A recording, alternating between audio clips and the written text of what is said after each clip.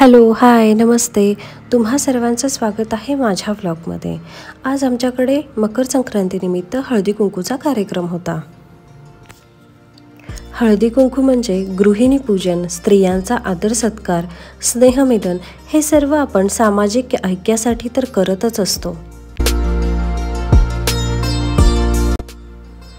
हळदी-कुंकू म्हटलं की डोक्यात पहिला विचार येतो, अरे आता यावर्षी नवीन डेकोरेशन काय करायचं, रांगोळी कोणती काढायची, साड्या कोणत्या घालायच्या, कसं तयार व्हायचं आणि आलेल्या बायकांना वाण म्हणून काय वाटायचं, हेच सर्व डोक्यात चालू होतं. गेल्या वर्षीचा हलव्याच्या दागिन्यांचा सेट घरात आहे, त्यामुळं चला याचा वापर तर आपण डेकोरेशनमध्ये करू शकतो आणि छानपैकी आम्ही तो सेट लावून घेतला. दिवाळीत घेतलेले रंगबिरंगी छोटे घडे छान जपून ठेवले होते, तेच आता डेकोरेशनसाठी उपयोगी पडत आहेत. यात वेगवेगळ्या प्रकारच्या वाणाच्या वस्तू ठेवून सजवलं.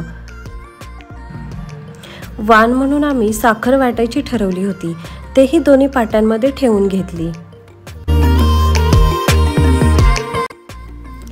एक सुंदर गणपतीची मूर्ती देखील ठेवली होती आणि मकर संक्रांत म्हटलं की पतंग आलेच, मग छोटे पतंग देखील ठेवले होते आणि हेच सुंदर डेकोरेशन सर्वांचं लक्ष वेधून घेत होते.